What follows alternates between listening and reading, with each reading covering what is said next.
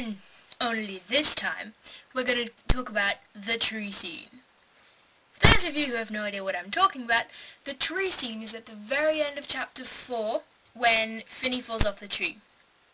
So, the tree scene is the climax of the story. Everything before that is leading up to it, and everything afterwards is a direct consequence of it. Now, we've been expecting Jean's animosity towards Finney to manifest big time for a while now. This scene is not only the climax, but also the most emotional and psychologically scrutinized scene in the entire novel. We're going to talk about nothing but that for the next 170 pages.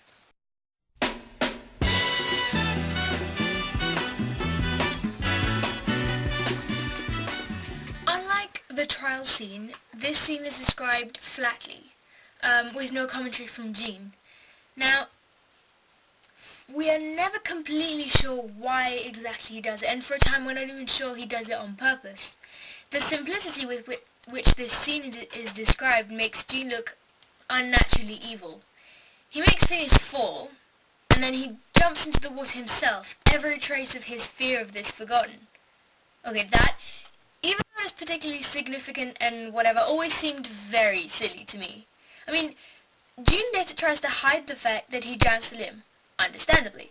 So why didn't he climb down the trunk and go to Phineas straight away? Or, I don't know, hold out his arm and scream, "Phineas!"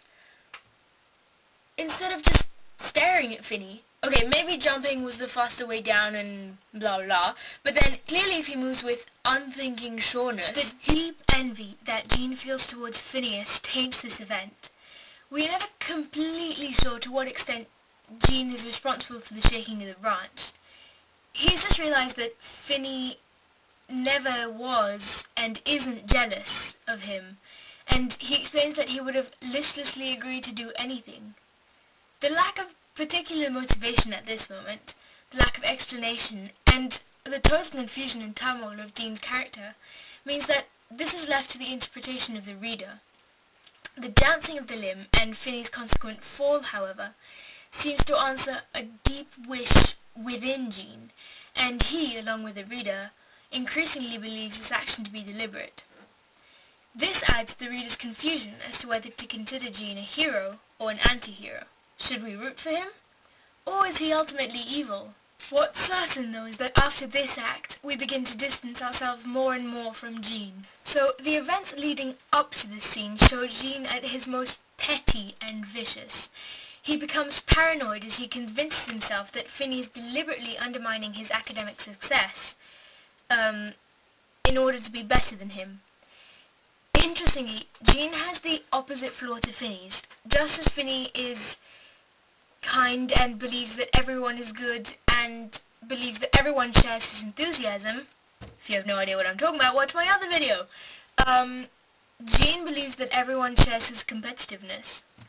He is ashamed of his jealousy, and therefore persuades himself that Phineas is just as bad as he is. The fact that Jean's fear is gone once he sees Finney making his first clumsy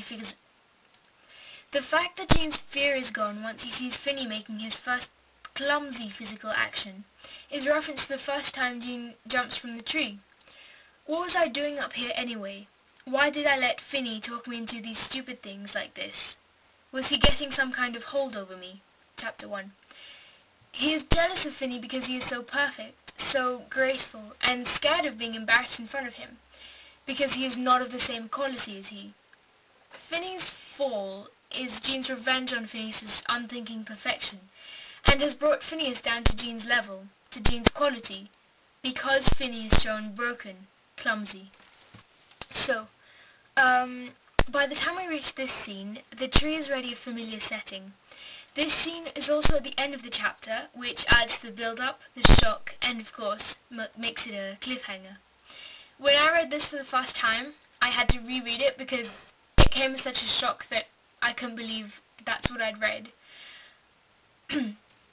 Also, the tree scene bears an undeniable resemblance to chapter 2 chapters ago exactly, so chapter 2. We had another tree jumping scene in which Jean is further out than Finney, loses his balance and almost falls, but Finney catches him.